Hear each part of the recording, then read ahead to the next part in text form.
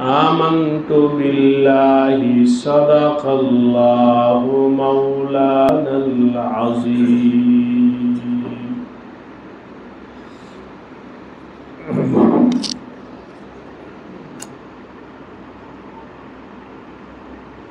Madani complex Munshiganj মাসিক ইসলাহি সবগুজারি উপস্থিত হযরত উলামায়ে কেরাম, মুরব্বিয়ানে কেরাম,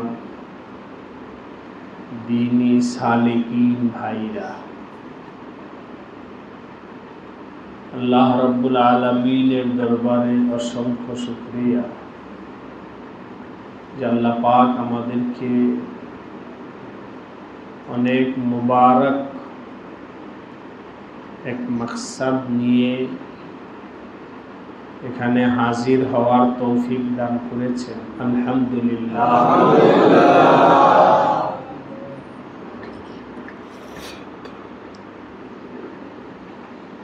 আমি এখন পবিত্র কোরআনে কারিমের সূরাতুল বাকারা এর ৮ নম্বর আয়াত তেলাওয়াত করেছি।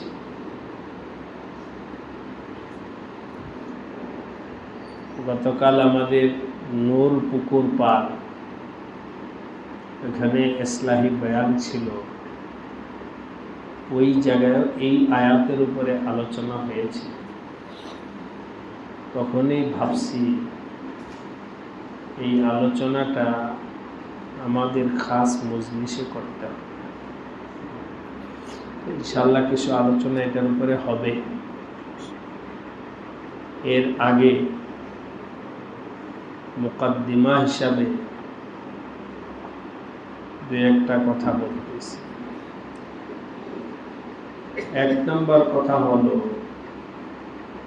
যাদের মা আছে বাবা আছে, মা বাবার যথাযথ সম্মান খিদমত করার জন্য চেষ্টা করতে হবে। পারবো ইনশাআল্লাহ। আসরের পরের তালিমেও এই কথাটা আলোচনা হয়েছে। বিভিন্ন ভাবে শয়তান ধোঁকা দেয়।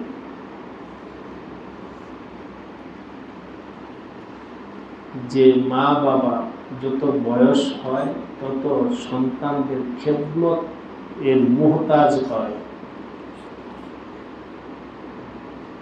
আর সন্তানরা তত দূরে যায়।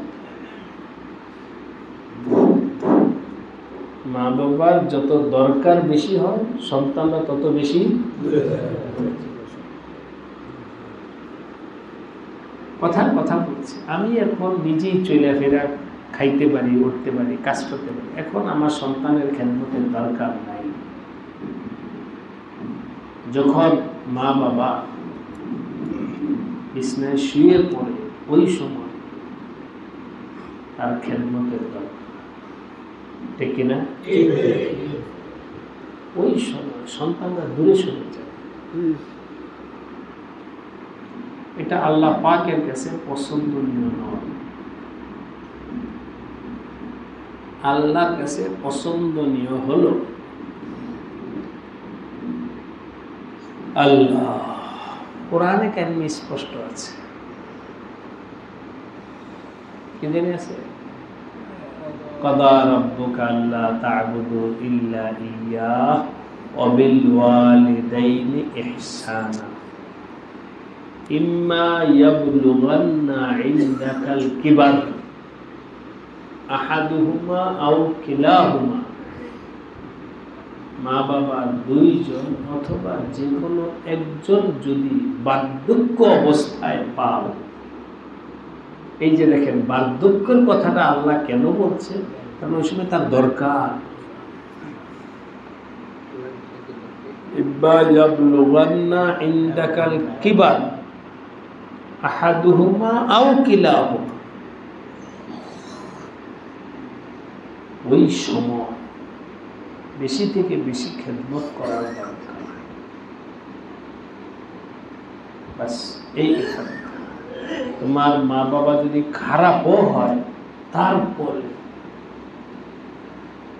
কথার কথা মা বাবা নামাজ পড়ে না, এটা ওর হিসাব উনি আল্লাহর কাছে দিবেন। আমি সন্তান হিসেবে আমার সন্তানের বাবার খেদমত করি, মায়ের খেদমত করি, উনি নামাজ পড়ে না, এটা হিসাব উনি দিবে আল্লাহর কাছে। আমার দায়িত্ব হলো তার খেদমত করা, আমি আমার খেদমত করব, ওনারটা উনি কবরে কি জবাব দেবে আল্লাহর কাছে উনি দিবে। মা বাবা যদি নামাজ নাও পড়ে, তারপরেও মা বাবার কি করতে হবে?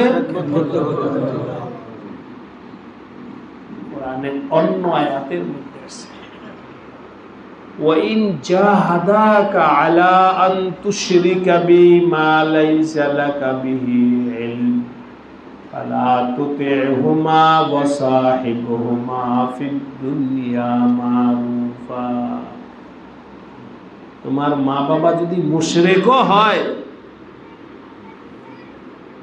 তার কথা শুই না তুমি শিরকি কাজ কইরো না, কিন্তু সাহিবহুমা ফিদ দুনিয়া মারুফা, দুনিয়াতে তার সাথে সদ্ব্যবহার, ভালো আচরণ, খেদমত, সম্মান সব করবা। কোরআনে আল্লাহ বলে দিয়েছে। তাই আজকের প্রথম আলোচনা হলো, তুমি যেখানে চলে আসো, আপনারা একটু ফ্রি ভাবে বসেন, মুরব্বীদের চাপাচাপি করতে কষ্ট, আপনারা একটু আরাম করে বসেন, আপনারা আরাম করে বসে ফ্রি ভাবে বসেন, মুরব্বীদের চাপাচাপি করে বসলে কষ্ট হবে, আরাম করে বসে।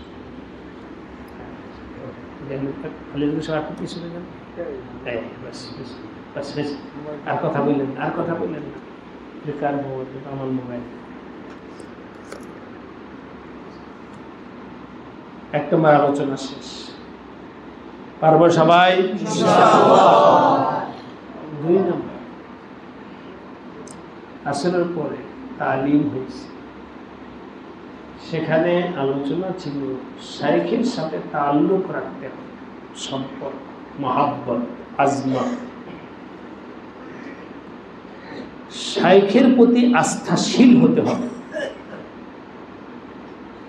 নিজের শাইখের ব্যাপারে যেন কখনো বজ্জন না হয়, তাহলে কিন্তু তুমি আগে বাড়তে পারবা না। নিজের শাইখের ব্যাপারে কখনোই মনে খারাপ চিন্তা আসা যাবে না। শাইখের প্রতি মুহাব্বত, আজমত, ভক্তি রাখতে হবে।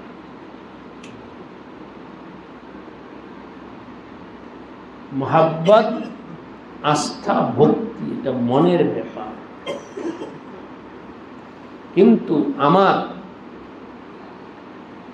দিলের মধ্যে যদি আজমত, মুহাব্বত থাকে, তাহলে এটা আমার চলাফেরাতেও প্রকাশ পাবে, পাবে না?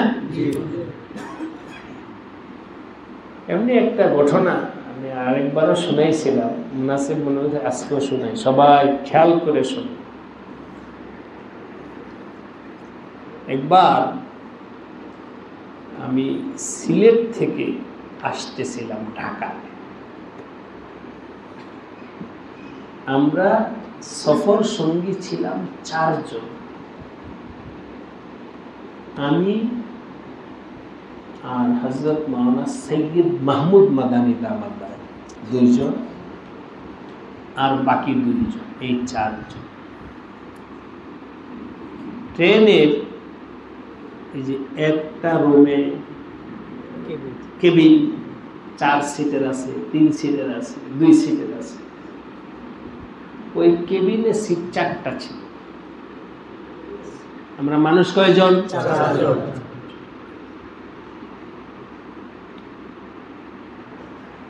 চার জন হলো কি, নিচে একটা, এটার উপরে আরেকটা, এই সাইডে 2টা, ওই সাইডে 2টা।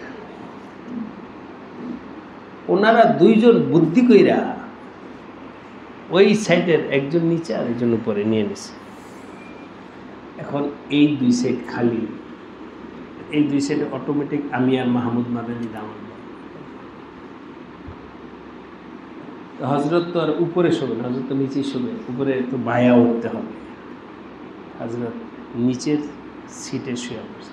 এখন বলেন অটোমেটিক আমার সিট কোথায় আসছে? উপরে। তো হযরতকে শোয়া ঘুম পাড়ায় ঘুমায় পড়ছে, আমার সময় চিন্তা করতেছি কি করব, উপরে আস্তে আস্তে উঠছি যেন আওয়াজ না হয়। ওইটা শুইছি, ঘুম আসতেছে না। আমি উপরে শুইছি আর আওলাদের রসুল নিচে শুয়ে আছে। আমার শায়েখের সাহেবজাদা শুয়ে আছে, এত বড় ব্যক্তি। করাগরে ঘুম আসতেছে না। নিচে নামে আস্তে নিচে নেমে আসার পর ব্যাগের মধ্যে পেপার ছিল, পেপার বের করে 2 সিটের মাঝখানে যে নিচে জায়গা আছে এখানে বিছায়া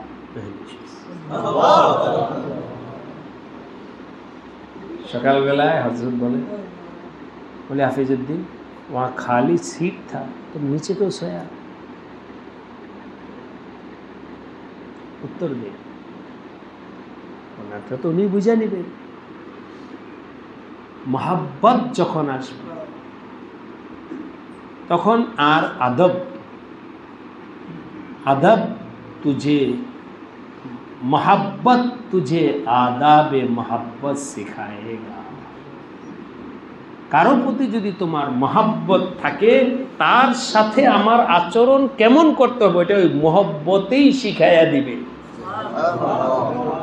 যে তোমার এইভাবে শায়েখের সামনে চলতে হবে, এইভাবে বলতে হবে, এইভাবে চলতে হবে। মোহাব্বত তুঝে আদাবে মোহাব্বত শিখায়। সুতরাং শায়েখের প্রতি আস্থাশীল হওয়া, মোহাব্বত হওয়া।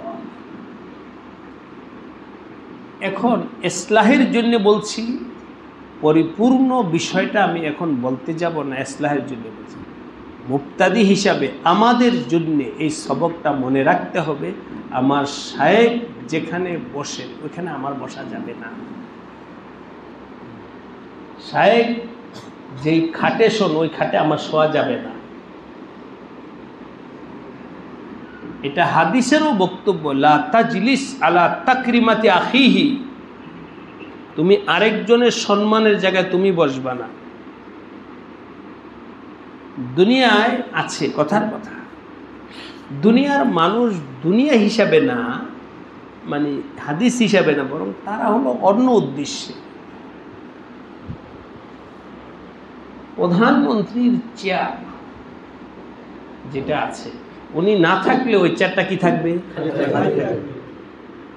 কোনো অফিসে অফিসার না থাকলেও অন্য জায়গায় বসে আলোচনা করবে, ওখানে এর পরবর্তী সভাপতির জায়গায় সহসভাপতি বসবে না। মিটিং চলবে, সাইড চেয়ারে বসে ওই চেয়ারে বসবে।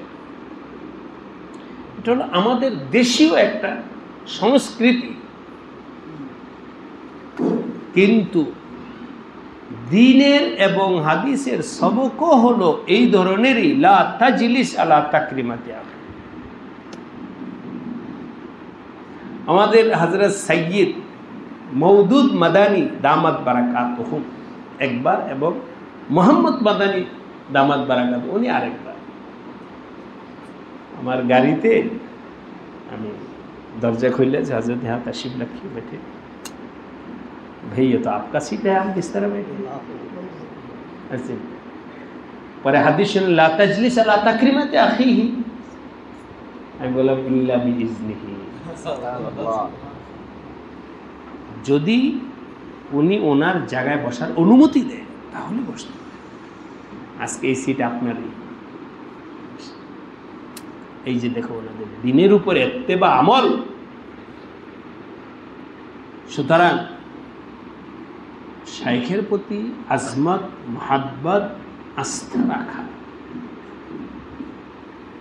জরুরি, এবং সেই হিসাবে এটা সব ক্ষেত্রেই অন্যদের ক্ষেত্রে হওয়া উচিত, বিশেষ করে নিজের শাইখের ক্ষেত্রে।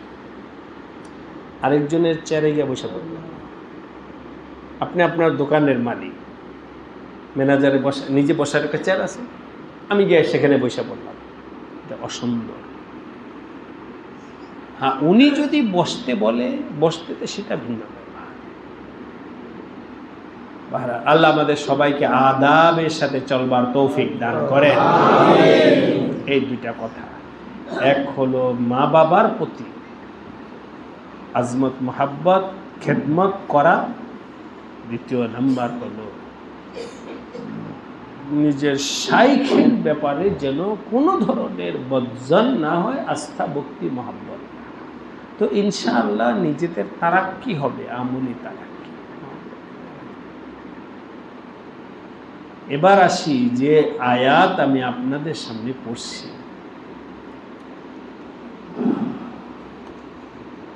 গতকাল যখন এই যে আমাদের কাউসার সাহেবের মাদ্রাসায় বয়ান শুরু করেছে, তো দেখলাম যে আয়াতটা তো কোরআনে কারিমে সব আয়াতেই গুরুত্বপূর্ণ, কিন্তু আমাদের হিসাবে আয়াতটা পরে দেখলাম যে এই বিষয়ে আলোচনা করলে নতুনদের জন্য অত বেশি ফায়দাজনক হবে না। তখন আয়াতের রোগটা পাল্টাই দিচ্ছে আলোচনা। তারপরে শোনে আল্লাহ বলতেছে, অমিনান নাসি মাইয়াকুলু আমান্না বিল্লাহি ওয়াল ইয়াউমিল আখির। কিছু মানুষ আছে যারা বলে আমি আল্লাহ এবং পরকালের উপরে ঈমান আনলাম। তো এটাকে আমি সহজ করে বলি, কিছু মানুষ আছে যারা লা ইলাহা ইল্লাল্লাহ বলে। কি বলে? ওই ঈমানের কথাটা এভাবে বলে।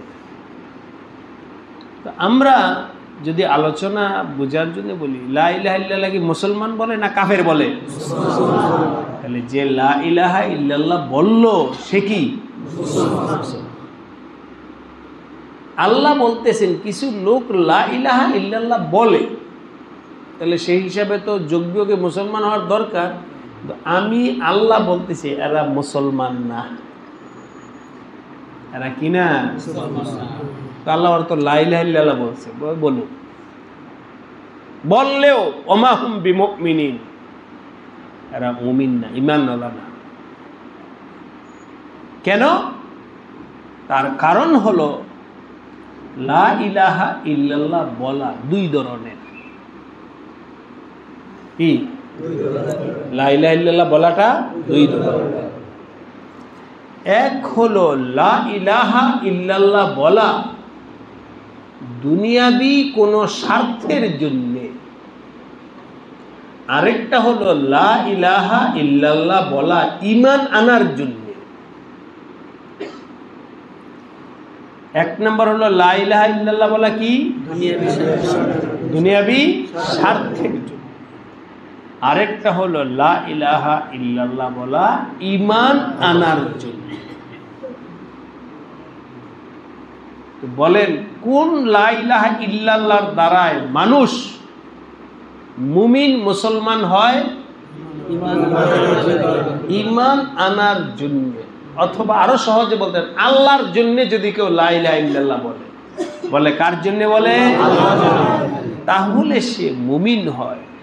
আর দুনিয়ার জন্য যদি লা ইলাহা ইল্লাল্লাহ বলে তাহলে সে মুমিন হয় না। এটা একটা উদাহরণ দেখে, আমাদের বাংলাদেশে যখন পাকিস্তানের সাথে বাংলাদেশ বিভাজন হচ্ছে, পৃথক হচ্ছে, স্বাধীনতা যুদ্ধ যখন চলতেছিল, ওই সময় পাকিস্তান বাহিনীর আক্রমণ থেকে বাঁচার জন্যে হিন্দুরা বলতো লা ইলাহা ইল্লাল্লাহ মুহাম্মাদুর রাসূলুল্লাহ। মানে পাকিস্তানের সৈন্যদেরকে বুঝাতে আমরা মুসলমান ভাই, আমাদেরকে মাইরো না। এখন বলেন তো হিন্দু লা ইলাহা ইল্লাল্লাহ বলছে কি জন্যে? দুনিয়ার জন্য, মানে বাঁচার জন্য লা ইলাহা ইল্লাল্লাহ। এখন বলেন এই হিন্দুরা যে লা ইলাহা ইল্লাল্লাহ বলছে এর দ্বারা কি মুসলমান হয়েছে? হয় নাই। কেন? তারা ঈমানের জন্য লা ইলাহা ইল্লাল্লাহ বলে না, তারা বাঁচার জন্য লা ইলাহা ইল্লাল্লাহ বলছে। শোনো, এই লা ইলাহা ইল্লাল্লাহ বললে মুসলমান হবে না, ঈমানদার হবে না। কারণ এই লা ইলাহা ইল্লাল্লাহটা বলছে হলো বাঁচার জন্য, দুনিয়াবি স্বার্থের জন্য। আল্লাহ পাক বলেন ওমিনান নাসি মাইয়াকুলু আমান্না বিল্লাহি ওয়া বিল ইয়াউমিল আখির। নবীজির জমানায়ও এক শ্রেণীর মানুষ লা ইলাহা ইল্লাল্লাহ বলছে, ঈমান আনছে, বলছে আল্লাহর উপরে ঈমান আনলাম, পরকালের উপরে ঈমান আনলাম। আল্লাহ বলেন যে ওরা মুমিন হয় নাই। কেন? কারণ তাদের মনের খবর জানেন কে? আল্লাহ ফাঁস করে দিছে নবীজির কাছে যে এরা মন থেকে কিন্তু লা ইলাহা ইল্লাল্লাহ বলে নাই, ওরা লা ইলাহা ইল্লাল্লাহ বলছে দুনিয়ার জন্য। কার জন্য বলছে? সুতরাং আপনি কিন্তু ওদেরকে মুমিন মুসলমান মনে করেন না, ওরা হলো মুনাফিক, ওদেরকে বাহিরে রাখেন। ওরা হলো মুনাফিক, ওরা হলো মুনাফিক। লা ইলাহা ইল্লাল্লাহ বলছে কি জন্যে? দুনিয়ার জন্য। আমার ভাই ও দোস্ত, এটা হলো ওই জমানার কথা। এই আয়াত থেকে আমাদের শিক্ষা নিতে হবে যে আমরা যে লা ইলাহা ইল্লাল্লাহ বলি, এটা কোথায় থেকে বলতে হবে? কোথায় থেকে? মন থেকে বলো লা ইলাহা ইল্লাল্লাহ। কোন ব্যক্তি যদি মন ফ্রেশ করে একবার লা ইলাহা ইল্লাল্লাহ বলে, আর ওই ব্যক্তি যদি 80 বছরের জিন্দেগিতে পুরা জীবন কুফরি শিরকি মূর্তি পূজায় লিপ্ত ছিল, কিন্তু এখন আজকে দিল থেকে লা ইলাহা ইল্লাল্লাহ বলছে, বলার সাথে সাথে আল্লাহ পাক 80 বছরের সব কুফরি গুনাহকে মাফ করে দিয়েছে। একবার বলা, কিন্তু সে বলাটা হতে হবে وقالت الأعراب آمنا قل لم تؤمنوا ولكن قولوا أسلمنا ولما يدخل الإيمان في قلوبكم। যতক্ষণ পর্যন্ত ঈমান তোমাদের কলবের ভিতরে না ঢুকবে, ততক্ষণ পর্যন্ত তোমরা আমান্না বললে কাম হইব না। তোমার লা ইলাহা ইল্লাল্লাহ কলব থেকে বলতে হবে। ঈমানের জায়গা হলো কলব, কলব থেকে মন থেকে বলতে হবে যে আমি আল্লাহর উপর ঈমান আনলাম। এখন ভাই দোস্ত, এটা তো আশা করি এখানে যারা শুনছেন সবাই বুঝে ফেলছেন। লা ইলাহা ইল্লাল্লাহ অথবা ঈমানের কথাটা বলতে হবে কোন জায়গা থেকে? মন থেকে, মন থেকে। তাহলে আপনি মুমিন হবেন, তাহলে আপনি জান্নাত পাবেন, তাহলে আপনি কবরে শান্তি পাবেন। আর যদি মন থেকে বলতে না পারেন, তাহলে শুধু মুখের কথার দ্বারায় দুনিয়ার মানুষের কাছে মুসলমান হইতে পারো, মুমিন হইতে পারো, আল্লাহ পাকের কাছে তুমি মুমিনের তালিকায় যাইবা না। আল্লাহ পাক ওই সময় আমার নবীজির কাছে ফাঁস করে দিয়েছেন, ওমা হুম বিমুমিনিন, ওমা হুম বিমুমিনিন। নবীজি আমার লা ইলাহা ইল্লাল্লাহর দ্বারায় আমি মুমিন হইতে পারছি কি না? এখন তো আর নবীজি নাই। নবীজি যদি থাকতো তাহলে হয়তো আল্লাহ পাক আমার বিষয়টা, কথার কথা বলছি, নবীজির কাছে ওহির মারফত জানায় দিতে যে এই যে হাফিজউদ্দিনের লা ইলাহা ইল্লাল্লাহ কবুল করি নাই, ওরটা কবুল করছি। এখন তো আর ডাইরেক্ট আল্লাহ বলে দিবেন না, ডাইরেক্ট আল্লাহ বলে দিবেন না, কারণ বলার লোক তো শেষ। বলার লোক আল্লাহ পাকের বলার লোক ছিল নবীজি, নবীজি চলে গেছেন, এখন আর আল্লাহ বলে দিবেন না কারো কাছে। সুতরাং আমার আপনার ঈমান, আমার আপনার ঈমান আল্লাহ পাকের কাছে মাকবুল কি মাকবুল না, এর জন্যে ফয়সালা আজকে বলতে পারবো না, আমি বলতে পারবেন না, আপনি বলতে পারবেন না, কি হবে কি হবে। ডরো ডরো। এখন যদি কেউ বলে দিত তাহলে সুবিধা হইতো, এসলা হয়ে যেত। মৃত্যুর পরে, মৃত্যুর পর আল্লাহ যদি বলেন তোমার লা ইলাহা ইল্লাল্লাহ আমি কবুল করি নাই, কি অবস্থা হবে? বলে আল্লাহ আমি তো, সারা দুনিয়ার মানুষ জানে, রেকর্ড আছে, এই আছে, আমি লা ইলাহা ইল্লাল্লাহ বলছি। আল্লাহ বলছেন দুনিয়ার মানুষ কি জানে? দুনিয়ার মানুষ তোমার মুখের কথাটা জানে, অন্তরের কথা তো জানেন, অন্তরের কথা তো আমি জানি। আর ওই দিন সুযোগও নাই, আল্লাহ সুযোগ দেয় না, তাহলে আমি আবার ঠিক করে আসি দোবারা। ওয়া আনতুম লা তুরজাউন, আর দ্বিতীয়বার ফেরায়া দেওয়া হবে না। যদি ফেরার আসার সুযোগ থাকতো তাহলে না পরে ইসলাহ হইতাম। সুতরাং ইসলাহ হওয়ার জায়গা পরে না এখনই। আল্লাহ আমাদেরকে সবাইকে তৌফিক দান করুন।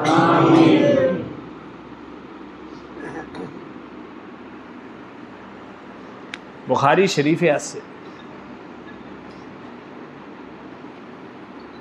লা ইয়াখাফুহু ইল্লা মুমিনুন ওয়া লা ইয়ামানুহু ইল্লা মুনাফিকুন। ঈমান সম্পর্কে ভয় নাই, নিরাপদ মানে খুব খুশি তৃপ্ত। মুনাফিক কে? মুনাফিক। আর মুমিন, আসলে যে মুমিন সে সবসময় ভয়ে থাকবে, আল্লাহ আমারটা হইল কিনা। লা ইয়াখাফুহু ইল্লা মুমিন, মুমিন ভয়ে থাকবে। মুমিন সবসময় ভয়ে, আল্লাহ আমারটা হইল কিনা, হইল কিনা, হইল কিনা, আমার ঈমান কবুল হইল কিনা, আমার নামাজ কবুল হইল কিনা, আমার দোয়া কবুল হইল কিনা, আমার দান সদকা কবুল হইল কিনা, আমার খেদমত কবুল হইল কিনা, আমার হজ কবুল হইল কিনা। ডরতে হে, সবসময় ভয়ে থাকে, প্রকম্পিত থাকে। কে? যেটা বলেন ওয়ালা ইয়ামানুহু ইল্লা মুনাফিক। আর ঈমান সম্পর্কে কোনো ভয় নেই। আজকে এভাবেই কথার কথা বলতেছি আপনাদের সাথে। দুপুরে আমাদের হাই ইসলাম ব্যাপারী সাহেবের বাড়িতে আমার খানার জন্য বেচারা নিয়ে গেছে, যে আমার বাসায় খাইতে গেছি খানা খাইতে। খানা খেয়ে আসার সময় আমাদের ইউসুফ শাহ হুজুরকে বললাম, কি অবস্থা উম্মতের? মানে হুজুর অনেক পেরেছে, উম্মত তো বহুত কঠিন হালাতে আছে। চিন্তা করলে ভয় হয়, কি হবে কি হবে আমাদের। মানুষের ইমানি আমলি হালাত বহুত পেরেশান কুন। মানুষের চলা ফেরা সবকিছুর দ্বারা বোঝা যাইতেছে দুনিয়াটাই, কথা আছে খাও দাও ফুর্তি করো। মনে হয় যে দুনিয়ায় ভালো খাবো, ভালো থাকবো, এটাই মাকসাদে জিন্দেগি। আখেরাত বলতে কিছু আছে, আখেরাতের জন্য কিছু করতে হবে, আখেরাতের জন্য চিন্তা, আখেরাতের জন্য পেরেশান বিলকুল নাই। সারাক্ষণ দুনিয়া দুনিয়া দুনিয়া দুনিয়া দুনিয়া। কিভাবে পয়সা কামাবে, কিভাবে বাড়িটা করবে, কিভাবে গাড়িটা করবে, কিভাবে ছেলেকে বিদেশ পাঠাবে, কেবল দুনিয়া নিয়েই ব্যস্ত। মনে হইতেছে আমার দুনিয়া, আমার জিন্দেগির মূল হলো কি? একেবারে 90-99% মানুষের হালাতে এমনকি চলতে চলতে এই দুনিয়া দুনিয়া চলতে চলতে, দুনিয়ার আলোচনা, দুনিয়া দুনিয়া চলতে চলতে এটা আওয়াম এর সীমানা পার হয়ে আজকে খাওয়াসে উম্মত, উম্মতের খাস তবকা ওলামাদের মুখের মধ্যেও দুনিয়া দুনিয়া দুনিয়া। বহুত পেরেশান কোন হাল। অথচ ওয়াল আখিরাতু খায়রুন ওয়াল আখিরাতু মুখে দুনিয়ার কথা কেন এত? আল্লাহর কথা বলো, আখিরাতের কথা বলো। মসজিদে নামাজ পড়তে হ্যাঁ নাকি কেউ দুজন পাশাপাশি বসে দুজনের দুনিয়ার গল্প।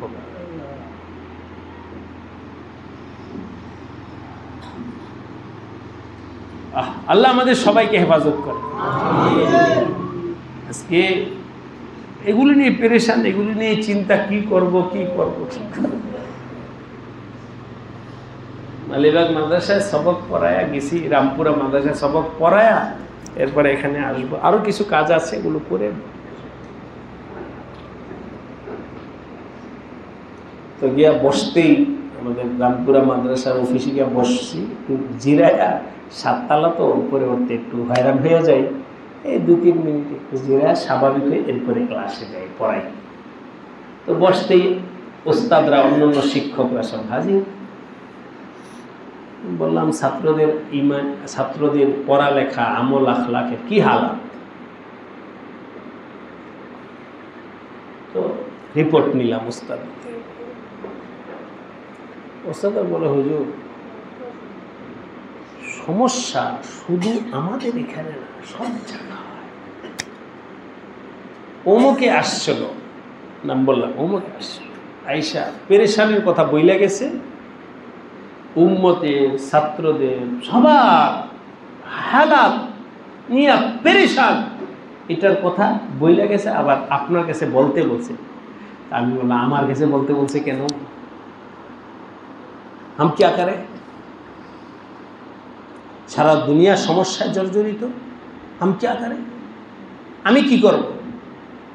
আমার কাছে বলতে বলছে কেন? মজা কেন?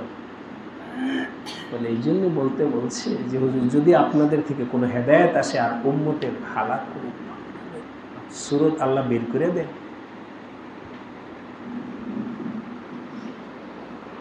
সব জায়গায় সমস্যা। আল্লাহ আমাদের সবাইকে হেফাজত করে। আমিন। বলতেছিলাম ঈমান কলব থেকে আসতে হবে, ঈমান কলবে বসানের মেহনত করতে হবে। ঈমান কলবে বসানের মেহনত করতে হবে। কে কে রাজি আছে হাত উঠায় বলেন। আল্লাহ আমাদের সবাইকে তৌফিক দান করুন। ঈমান কলবে না ঢুকেলে কাজ হবে না, এটা তো কে বলছেন? আল্লাহই বলে দিয়েছেন। ঈমান কোথায় ঢুকাইতে হবে? কলবে ঢুকাইতে হবে।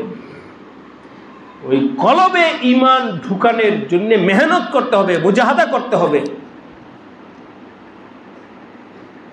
আর এই কলবের মুজাহাদা মেহনত করায় হক্কানি পীর মাশায়েখ। হক্কানি পীর মাশায়েখ কি মেহনত করায়? কলবে ঈমান ঢুকানো। এছাড়া অন্য কোনো ये दौलत नहीं मिलता है बादशाहों की खजीने में। অন্য মজলিসে যাবেন, এই আলোচনা সেই আলোচনা, আমার কলবের ভিতরে ঈমান কিভাবে ঢোকে, ওই আলোচনার মজলিস যদি হয় তাহলে হক্কানি পীর মাশায়েখদের মজলিস। ওখানে আল্লাহর কথা বলা হয়, আল্লাহকে কিভাবে আমার কলবে ঢুকানো যায়, আল্লাহর মহাব্বত কিভাবে আমার কলবের মধ্যে আসে, এই সবক, এই আলোচনা হক্কানি পীর মাশায়েখদের মজলিস ছাড়া আর খাই। এই জন্য আমার ভাইরা, ঈমান মজবুত করার জন্যে সবাইকে বলছি, এই ফিতনার জমানায়, ফাসাদের জমানায় অবশ্যই আপনাকে কোনো না কোনো মুরব্বির অনুসরণ করে রাহবর বানায়া চলতে হবে, নতুবা ঈমানের উপরে স্থির থাকাটা কি না? শফিকুল ইসলাম একটা উদাহরণ শুনে, রেজাউল তোমরা ভালো বুঝবা। স্রোত এদিকে পূর্ব দিকে যাইতেছে, নদীর স্রোত কোন দিকে? আমি যাব পশ্চিম দিকে, নৌকা বায়া আগাইতে পারতেছি না,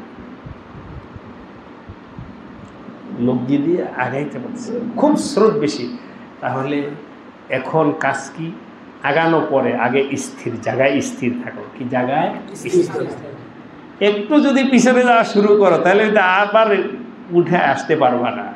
আগে এই জায়গাটা স্থির থাকো, লগিতে ভর দিয়া টাইট করে ধরে রাখো, যাতে করে স্রোত আমাকে পিছিয়ে ফেলতে। তো লগিতে ভর দিয়া রাখো। কতক্ষণ থাকা যাবে? বেশিক্ষণ থাকা যাবে না, কিছুক্ষণ পর হাত ঝিমঝিম করবে, মানে এইভাবে শক্তি দিয়া কতক্ষণ রাখবে, কিছুক্ষণ পরে তোমার হাতের মধ্যে শক্তি ক্লান্তি আসবে, একটা সময় তুমি স্রোতে পইড়ে যাইবা। আরেকটা তরিকা বলি স্থির থাকা, একটা নোংর গাঢ়, আবু বকর কি নোংর চিনেন? গ্রাফি, গ্রাফি চিনেন না? ওই লোহার এটাকে গ্রাফি বলে, আর ওই জাহাজে থাকলে এটাকে নোংর বলে। ফেলো, যখন তোমার নৌকার জাহাজের নোংর মাটির মধ্যে পুইতা দিছ, এবার তুমি শুয়ে থাকো, আবস্রোত তোমাকে নিবে না। এনানে খদরা বদস্তে খাজা দাদান, তোমার জিন্দিগির নোংরটা তোমার শাইখেরাতে উঠায় দাও। নোংর গাঢ় জিন্দিগির, জীবনের নোংর গাঢ়, তাহলে কোনো বাতিল, কোনো ফিতনা, শয়তান তোমাকে ঈমান হারা করতে পারবে না। এনানে খুদরা বদস্তে খাজা দাদান, নিজের জিন্দিগির লেগাম নিজের শাইখেরাতে উঠায় দাও। তোমার জিন্দিগির নোংর গাইরা ফেললা, জিন্দিগির নোংর গাইরা ফেললা।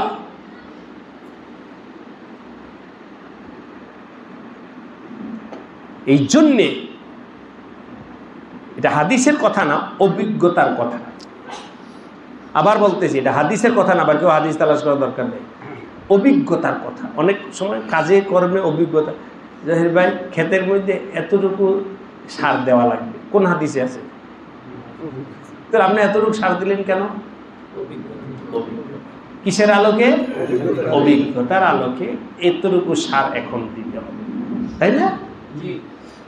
অভিজ্ঞতার কথা, বুজুর্গানে দিনের অভিজ্ঞতার কথা হলো, যার কোনো শায়েখ নাই তার শায়েখ হলো শয়তান, যার কোনো রাহবর নাই তার রাহবর কে? এটাকে আরো সহজ করে বলি আপনাদের, যার কোনো পীর নাই তার পীর হলো শয়তান। যে কোনো সময় তোমার ঈমান হারা বানায় ফেলতে পারে।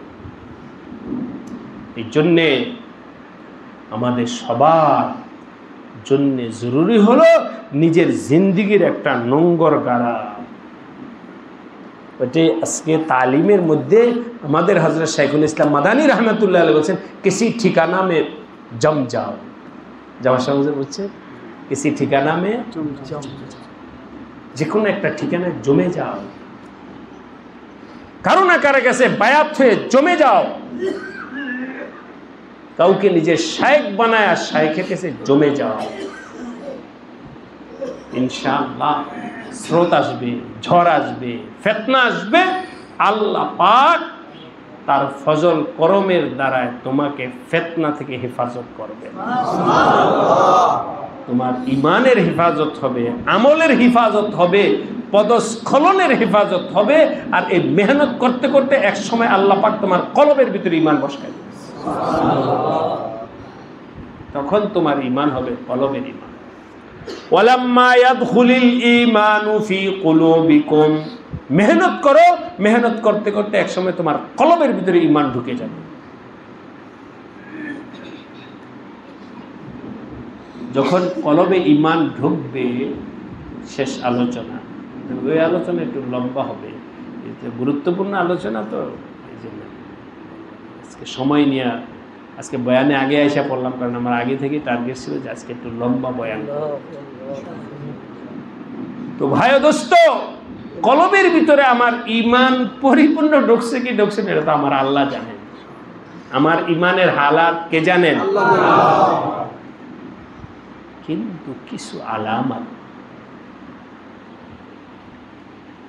কিছু নিদর্শন এমন আছে যে নিদর্শনের দ্বারা বোঝা যাবে যে তোমার অন্তরে কিছু না কিছু আল্লাহ পাকের মহাব্বত আছে, কিছু না কিছু, পুরা না হোক কিছু না কিছু।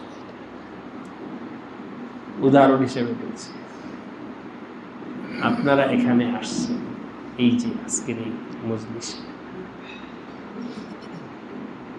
আমাদের এই জায়গাটা, এই জায়গায় এইখানটা হবে নির্বাচন আসলে করছেন কে? আপনারা যারা আগে থেকে আসা যাওয়া করেন তারা জানেন এই জায়গায় রাস্তা ছিল, কারেন্ট ছিল, মানুষ এখানে আসতো। অনেক আগের কথা, আমরা যখন ছোট্ট ছিলাম এখানে দিনের বেলাও মানুষ আসতো না। মানে ওই আর এখানে একটা ঝিল ছিল, বিল ছিল, কি জানি এখানে আসলে মানুষকে পিটা রাখতো, এরকম ছিল। ইজল গাছ আসলে অনেক এই এলাকায় আমরা ছোট্ট কালে শুনছি। দিনের বেলায় এই সমস্ত রাস্তা দিয়ে মানুষ একা একা আসতো না, ভয়ে যে জিন নাকি পিটা রাখবে করবে, হয়তো কথা। সেখানে এখন দেখতেছেন বিল্ডিং, কারেন্ট, রাস্তা, আগে এগুলো ছিল। এই জায়গাটা নির্বাচন করছেন কে? আলহামদুলিল্লাহ। কয় বছর হবে? 9-10 বছর হবে, এরকম হয়ে যাবে। তো 9-10 বছরের মধ্যে অনেক উন্নয়ন হলেও এখনো এই জায়গায় আসা যাওয়া একটু কষ্টের ব্যাপার। কি জন্য আপনারা বলেন না, বলে আমি বলতেছি। আল্লাহ আপনাদের সবাইকে যাজায় খায়াল দান করে। এখন মজলিস শেষ করলে আপনারা সচরাচর গাড়ি পাইবেন না, হাইটা দিগিরবার বাজারে যেতে হবে। বাজারে গাড়ি পাইতেও পারেন, নাও পাইতে পারেন, কারণ এই অঞ্চলটা হলো আমাদের এদিকে শেষ মাথা, সচরাচর সবসময় গাড়ি পাওয়া যায় না। এর বিপরীত মুক্তারপুর রাত 1টা বাজে যান, 2টা বাজে যান, গাড়ি আছে না? শিবেই পাড়াতে যখন যান গাড়ি আছে। তাহলে এরকম লোকেশন কঠিন জায়গায় আপনারা এখানে আসছেন, অবশ্যই আপনাদের মনের মধ্যে পুরা না হলেও কিছু না কিছু আগ্রহ তো আছেই, ঠিক কিনা বলেন? আগ্রহ না থাকলে এখানে কেউ আসবে। আল্লাহ সবার আশাকে কবুল করে নেন। আপনারা কিছু অবশ্য পাওয়ার জন্য আসছে, আশা নিয়ে আসছে। আল্লাহ দেখতেছেন, সব হালাত আল্লাহ পাক দেখতেছেন। এমত অবস্থায় ভাই দোস্ত, আমার ঈমান কলবের ভিতরে ঢুকছে কি ঢুকছে না তার কিছু আলামত আমি এখন বলবো। 2টা হাদিস। সবাই ইমানি লাইনে মেহনত করবেন, এই জন্য হাত উঠেছে, নিয়ত করছেন না ইনশাআল্লাহ? ওই মেহনত হিসেবে আমাদের মাদানী কমপ্লেক্সের কিছু নকল হরকত, সব গুজারি, মাসিক প্রোগ্রাম, ইসলাহি জোর 3 দিনের, আরও বিভিন্ন জায়গায় ব্যক্তিগতভাবে আমি তো কোনো দিনই প্রোগ্রাম ছাড়া খালি নেই। কখনো চরে, কখনো অমুক জায়গায়, কখনো তমুক জায়গায়, বিভিন্ন জায়গায় আপনারা মেহনত করতেছেন, আমাকে দেখতেছেন, যাইতেছি। আল্লাহ সবাইকে কবুল করে।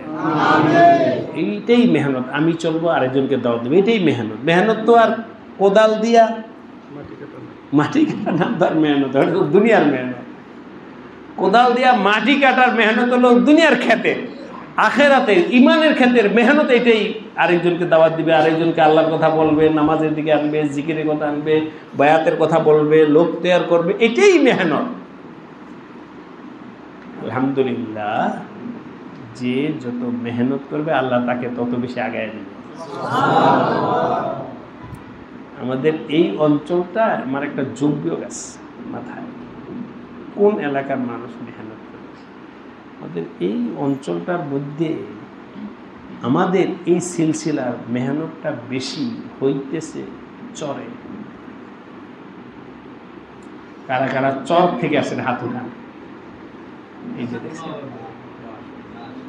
চরে, দেখছেন হাত টলার দিয়ে আসছে, চরের হাত। হাত নামান তো, এটাই তো মানে চরে যারা আছে সবাই চলে আসছে না, সবাই আসে নাই।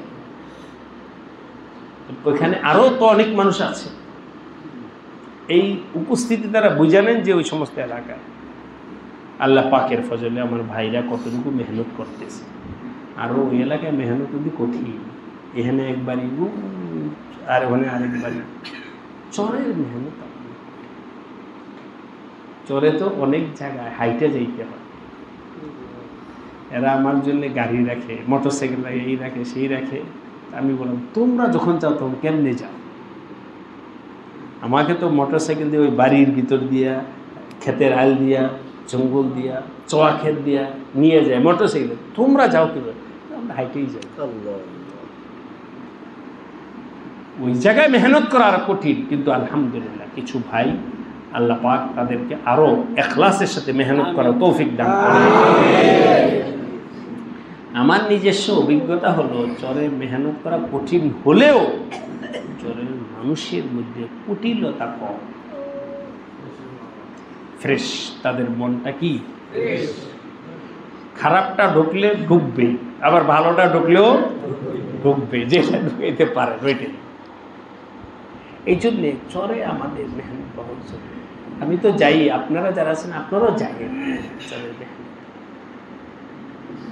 আর এর পাশাপাশি আলহামদুলিল্লাহ আমাদের ফরিদপুরের ভাঙ্গা ওই এলাকায়ও আমাদের মেহনত প্রশংসনীয়, আল্লাহ পাক কবুল করে নেন। আজকে তো ফরিদপুর থেকে অনেক লোক আসছে। ফরিদপুর হচ্ছে ভাঙ্গা ফরিদপুর, টঙ্গিবাড়ি দূর না ফরিদপুর দূর? আজকে ভোট হবে, টঙ্গিবাড়ির লোক বেশি আছে না ফরিদপুর লোক বেশি আছে? ফরিদপুর হাত তুলান তো দেখি, এই যে দেখেন। আচ্ছা, এবার টঙ্গিবাড়ি হাত তুলান তো দেখি, বুঝছেন তো? মেহনত, আল্লাহ পাকের দিনের মেহনত। ওদিকে আবার একটা প্রতিযোগিতা আছে আমাদের ময়মনসিংহ অঞ্চলে, কখনো মেহনতে গোফরগাঁও আগায়া যায়, কখনো শেরপুর। প্রতিযোগিতা হয় গোফরগাঁও আর শেরপুর, তবে অনেক ক্ষেত্রে শেরপুর আগায় আছে, শেরপুর আগায় আছে।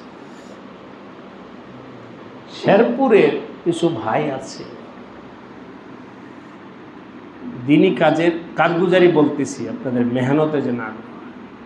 ময়মনসিংহ অঞ্চলটা কিন্তু অনেক বড়, ময়মনসিংহ জেলা বলি নাই, বিভাগ, নেত্রকোনা একেবারে বর্ডার পর্যন্ত,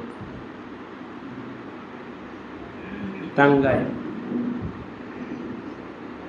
জামালপুর, শেরপুর, এ সবটাই ময়মনসিংহ এরিয়া। ওখানে কিছু ভাই আছে যারা নিজেদের জন্য আমল বানাইছে, আমাদের ময়মনসিংহ বিভাগে হুজুর যেখানে আসুক সেখানে আমরা উপস্থিত হব। 4-5টা মোটরসাইকেল নিয়ে হাজির। আরে তোমরা এখানে কিভাবে আসছো? শেরপুর থেকে। ওদের আল্লাহর নাম নিয়ে আইসা করছি, ঝড় নাই, বৃষ্টি নাই, শীত নাই, কিছু। তোমরা যাবা কিভাবে? প্রচন্ড কুয়াশার মধ্যে আমার গাড়ি চালাইতে পারি না, মোটরসাইকেল দিয়ে কেমনে যাবা? থাইকা যাও, সকালে যাই। বলতে আপনি দোয়া করে দেন যেমন মহাব্বত। আজকে তো আমরা প্ল্যান করে সব গুজারি আমলে আসতে পারি, তবে ইদানিং টাঙ্গাইল ওলারও আগায় যেতেছে। টাঙ্গাইল, মধুপুর, ঘাটায়, গোপাল। এই তো গত কয়েকদিন আগে টাঙ্গাইল থেকে আসলাম, একদিন 6টা প্রোগ্রাম, পুরো আগায় যেতেছে। টাঙ্গাইল আলেম ওলামারা বেশি ঝুঁকতেছে,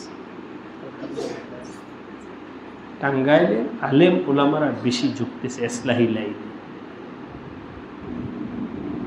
এই সব কারগুজারিগুলো শুনাইলাম, প্রত্যেকে নিজ নিজ জায়গায় এখন থেকে দাওয়াতি মেহনত করব, আমলি মেহনত করব। করব তো কার জন্যে? আল্লাহ পাকের। আলহামদুলিল্লাহ আমাদের দূরের এলাকার মধ্যে গজারিয়া, আজকে গজারিয়া থেকে অনেক ওলামা এবং ভাইরা আসছেন। ওনাদেরকে বলছি যে আপনারা যেভাবে মেহনত করছে আগায় যান, ইনশাল্লাহ গজারিয়াও একসময় আগায় যাবে। ওনারা মেহনত গজারিয়ায় কাজের জন্য আলিয়াজগঞ্জ সাহেবের একবার পাঠাইছে, একটু গিয়া মাহওয়াল বানাইতে পারেন কিনা দেখেন। আরেকবার মুবাশশির সাহেবের বলছিলাম যাইতে পারেন, একবার গিয়ে আসছে। আলহামদুলিল্লাহ এখন আল্লাহ পাকের মেহেরবানিতে উলামায়ে কেরাম এখানে কয়েকজন আলেম ওনারা দায়িত্ব নিচ্ছেন, ওখানেও মেহনত চলছে। মেহনতে শূন্যতা এই সমস্ত অঞ্চল অনুভব করছি যে আমাদের এই সমস্ত অঞ্চলটায় মেহনত হইতেছে, বুঝছে?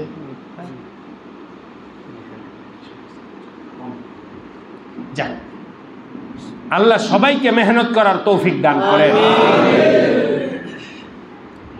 দুইটা হাদিস শুনাইতেছি। আল্লাহ যদি আমার অন্তরে ঈমান ঢুকাইতে চায় তো আমল করো, অথবা আমার অন্তরে যদি ঈমান থাকে তাহলে আমল হবে। ঢুকাইতে হলে আমল করতে হবে, আর যদি আগে থেকে থাকে তাহলে কি আমল হবে? এক হাদিস নবী আলাইহিস সালাম একবার বলেন, এটা গতকাল আমাদের মিনহাজ শাহবুজুরের মাদ্রাসায় আমি হাদিসটা শুনেছি বাচ্চাদেরকে।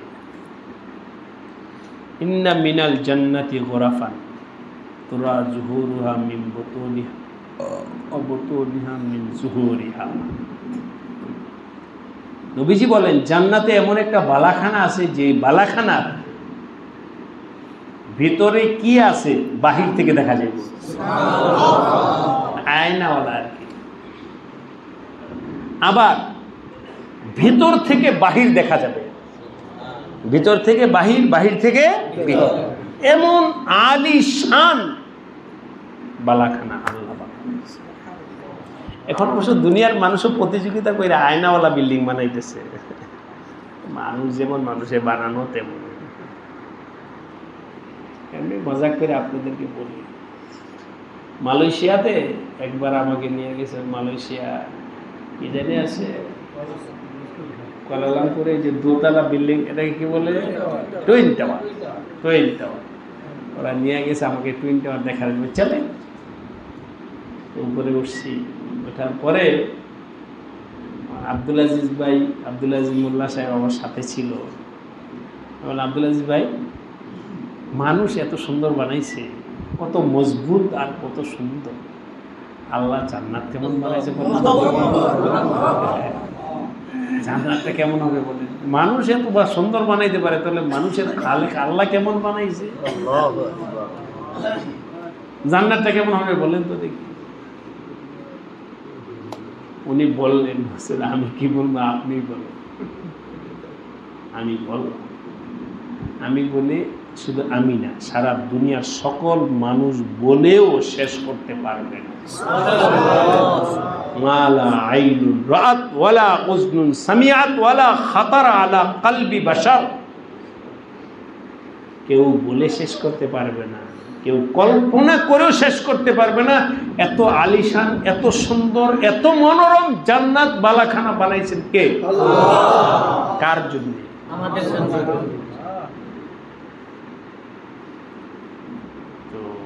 এতটুকু বলতে কামা আরাবী, মজলিসে এক সাহাবী দাঁড়ায় গেছে। ইয়া রাসূল, ওই জান্নাত বালাখানা বানাইছেন আল্লাহ কার জন্য? লিমান ইয়া রাসূলুল্লাহ, আমার তো যাইতে হবে। ওই বালাখানা আল্লাহ কার জন্য বানাইছেন? নবীজি বললেন, আল্লাহ পাক এই বালাখানা বানাইছেন 4 আমল ওয়ালার জন্য। কয় আমল ওয়ালা? 4 আমল ওয়ালা।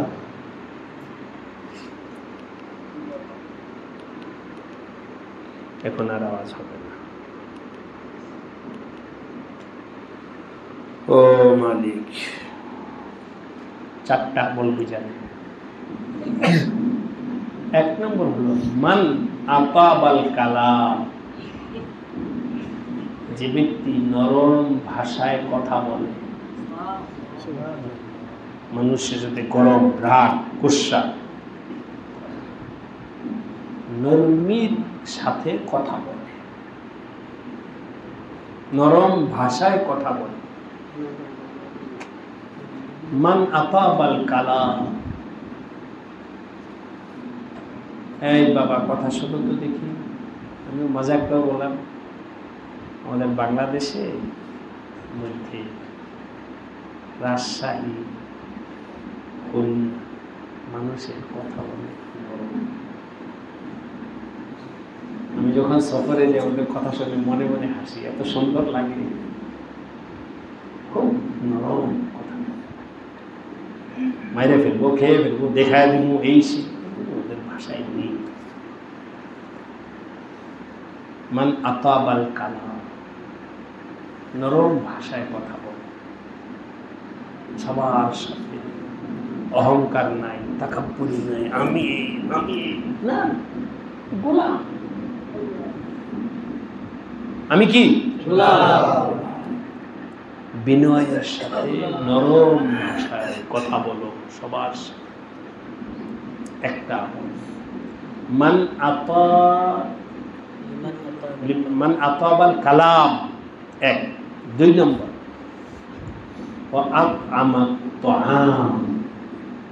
মানুষকে খানা খাওয়ায়। একটা খেজুর আছে, অর্ধেক খায়, আরেকজন বলতে বলতে। এমনি বলছি আপনাদেরকে শেখানোর জন্য। ওই আমাদের ফরিদপুর থেকে মুরব্বী কলা নিয়েছে, আমার গাছের কলা আনছে, আপনার এতগুলো কলা দিয়েছে, এরা ব্যাগের মধ্যে সেট করে রেখে দিয়েছে। আমি এগুলো কলাগুলো আনছে, খাওয়া হইতেছে না কেন? বুঝলেন আপনার বাসা, আমার বাসা পরে, এরই তো আমার বাসা, যতজন আছে সবাই দিতে থাকো, সব খাওয়া দাও, সব খাওয়া। আমাকে একটা তো বাকি আছে। আমার একটা উসুল কথা বলবো আপনাদেরকে, আপনারা সবাই বুঝবেন আমার মেজাজটা। এখানে মানুষ হবে অনেক, হঠাৎ একজনে 1 প্যাকেট বিস্কুট আমাকে দিল। 1 প্যাকেট বিস্কুট এতগুলো মানুষে খাওয়ানো যাবে না, হোক যতজন হয় ততজন দেই, এর অর্ধেক দিলাম, এর অর্ধেক, এনে গিয়ে শেষ। আপনারা পাইলেন না, মনে কষ্ট নিয়ে, কথার কথা, যা আছে এতজনকেই দিই। আমি তো আর বানায় দিব না, এখন নগদ যা আছে 5 জনের খাওয়াও।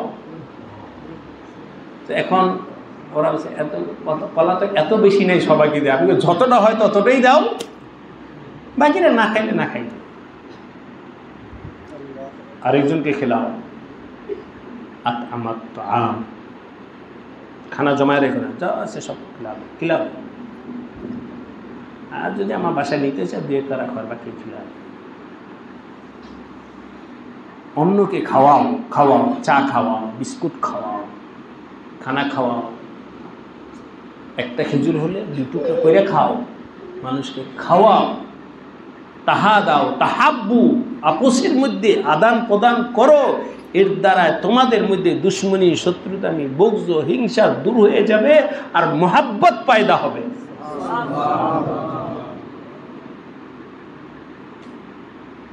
আরেকজনকে খিলাও, এটা আমার নবীজির দর্শন।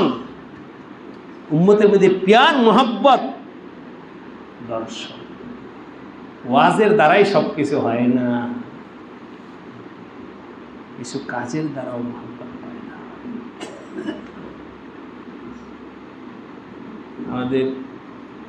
আমার হুজুর ছিলেন মাওলানা ইসহাক, সব সময় পকেটে আতর রাখতে, আতরের ডিব্বা রাখতে। কেউ গেলেই তার কাছে, কয় টাকার জিনিস, এখানে মোহাব্বত। আমার পকেটে আতর আছে। আজকে সকালে এমনি কথার কথা বলছি, সকালে মালিবাগ মাদ্রাসায় সবক পড়ানোর পরে ইসলামী আন্দোলনের কয়েকজন মুরব্বী আসে আমার সাথে সাক্ষাৎ করার জন্য। আমি তো ক্লাসে, ওনারা যখন আসেন, আসার পরে আমাদের জিজ্ঞাসা করছে হুজুর কাছে আসছে, হুজুর তো ক্লাসে আছে।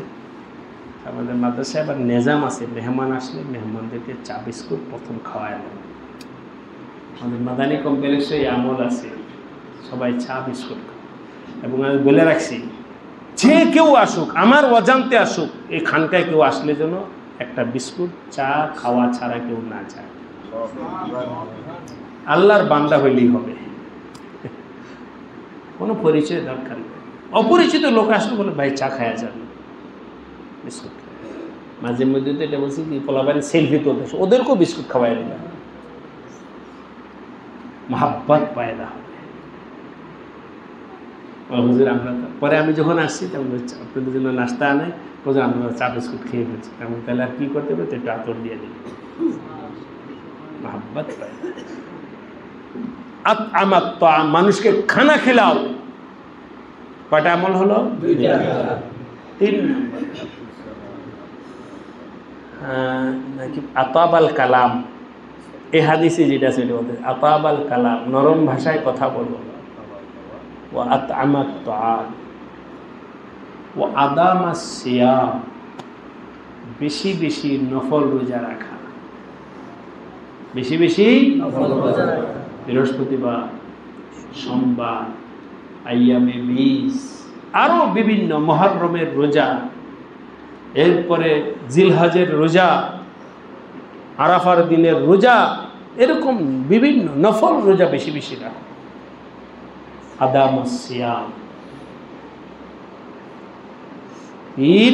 4 নম্বর হলো ওয়াসাল্লা বিল লাইল ওয়ান নাসু নিয়াম, শেষে 2টা তাহাজ্জুদ নামাজ পড়ো।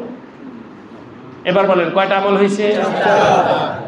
4টা। এই 4টা আমল করো, আল্লাহ পাক তোমাকে ওই জান্নাতের বালাখানা দান করবে,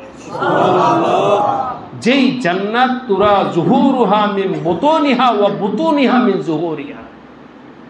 এবার বলেন এই 4টা আমল করার জন্য চেষ্টা করবেন কে? আল্লাহ সবাইকে তৌফিক দান করুন। একটা হাদিস, আরেকটা হাদিস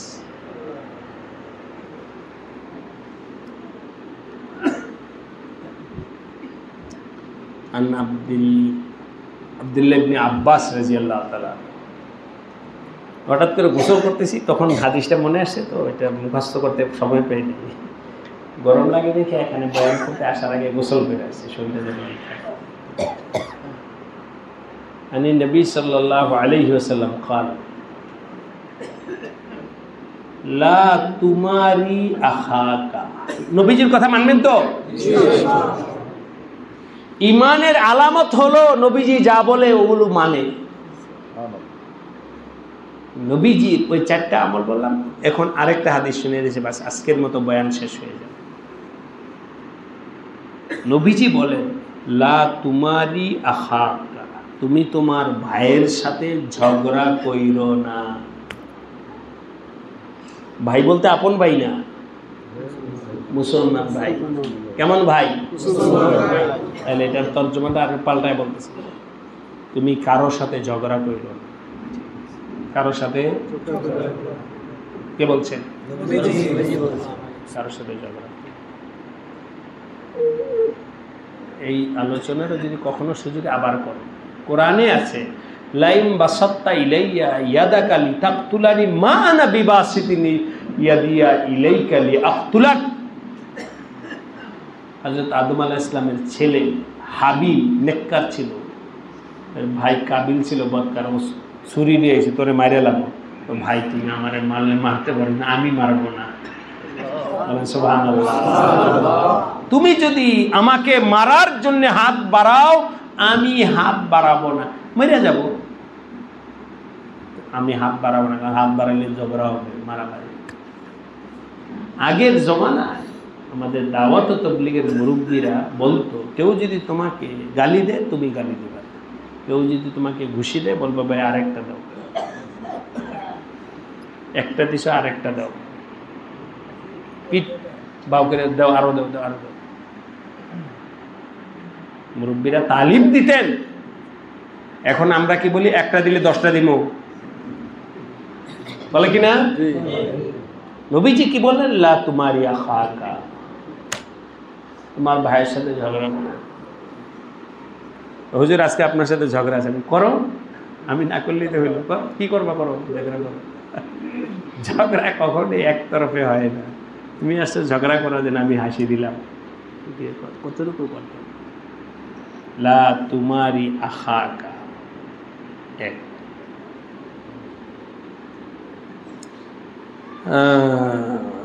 ওয়ালা তুবাজিহু, 2 নাম্বার, কাউকে ছোটখাটো অবজ্ঞা লজ্জিত করার জন্য কারোর সাথে মস্কারা কইরো না। কথার কথা, একজনে চোখে কম দেখে বুঝানোর জন্য বলছি, এই কানা দেহস না? যদি কেউ কানা হয়েও থাকে, তাকে বানাইছেন কে? আল্লাহ। আর তোমারে চোখ দিছেন কে? আল্লাহ। যদি তুমি আরেকজনকে এইভাবে সবার সামনে লজ্জিত বললা কানা কয়ে, তা তোমার চোখ আল্লাহ না করো। যদি আল্লাহ তোমাকে কানা বানায় দেয় কি করবা? সুতরাং লা তুমাজিহু, কাউকে লাঞ্ছিত হেয় করার জন্য কারোর সাথে ওই ধরনের এহানত, লজ্জাজনক মজাক রসিকতা কইরো না। ও বেচারার মনে কষ্ট যাবে। কয়টা হলো? 3 নাম্বার, ওয়ালা তাইদহু মাউইদান ফাতুখলিফাহু, কারোর সাথে এমন ওয়াদা কইরো না যে ওয়াদা কইরে আবার তুমি ভঙ্গ করবা। এটা একটু ভালো করে বুঝাবেন, কারণ এই রোগটা মোটামুটি কমবে সবারই আছে। মাঝখানে আপনি একটু প্রস্তুত হন কথাটা ভালো করে বোঝার জন্য।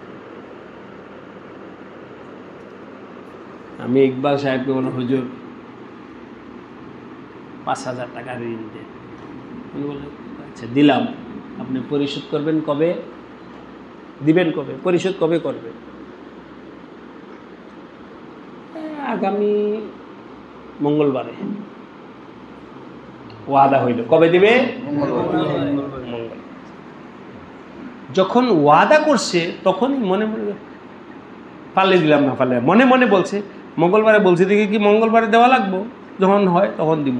এখন যেহেতু বলতেছে কবে দিবে, এই জন্য কথা বললাম মঙ্গলবারে দিব, কিন্তু আসলে মঙ্গলবারে দেওয়ার তার কি নাই, ইচ্ছা নাই, কিন্তু মুখে কি বললো? সাবধান, এই মুমিন, তুমি কারোর সাথে এমন ওয়াদা করবা না যে ওয়াদা পূরণ করার তোমার কি নাই, এমন ওয়াদা করবা না। 100।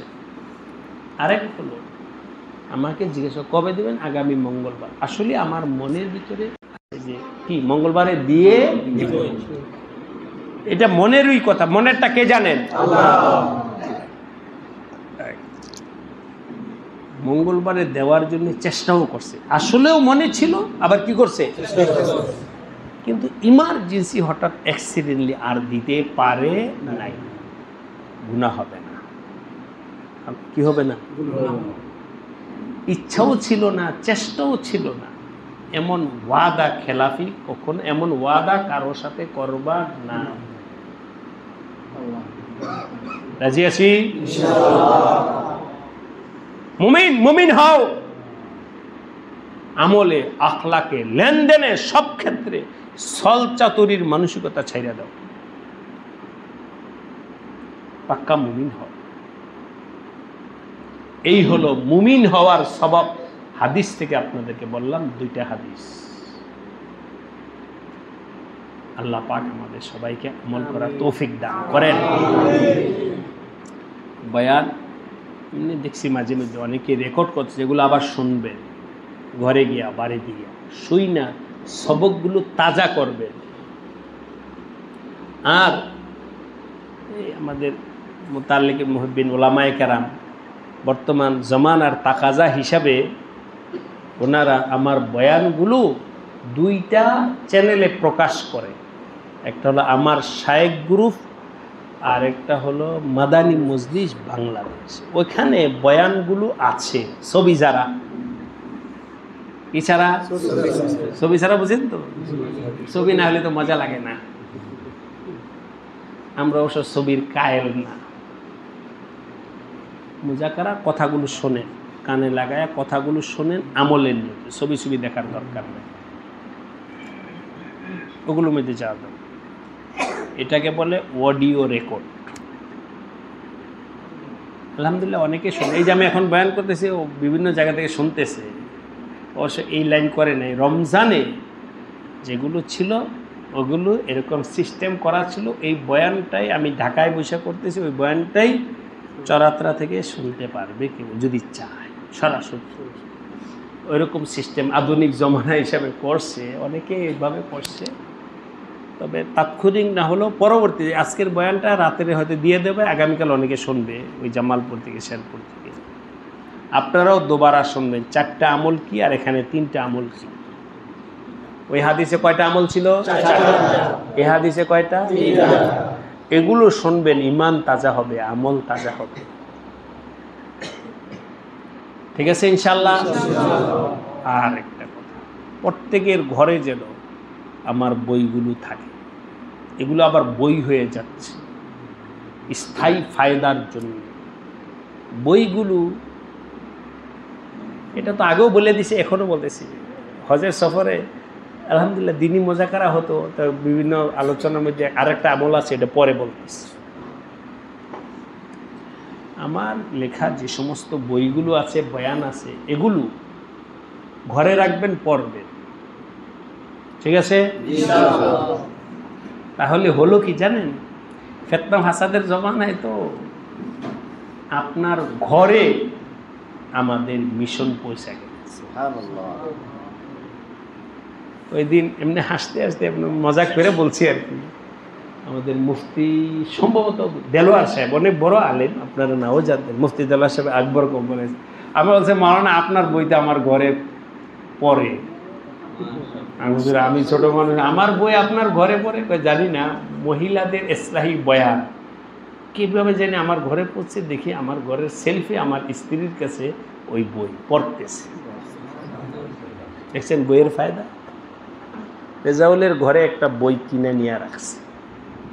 এই বইটা রাইখা দিলে বাচ্চা অনেক সময় নিয়ে বইটা পড়বে, তা তা তয়াকার তা পড়তে পারতেছে না, তারপরও সে কি করবে? চেষ্টা করবে। ওর বই হাতে তো বইটা গেছে, স্ত্রীর হাতে যাবে, মেয়ের হাতে যাবে, ছেলের হাতে যাবে, ঘরে যাবে, এক লাইন পড়বে, কোনো না কোনো কিছু না কিছু পড়বে। জানা নাই আল্লাহ পাক কাকে হেদায়েত, ঠিক কিনা বলে?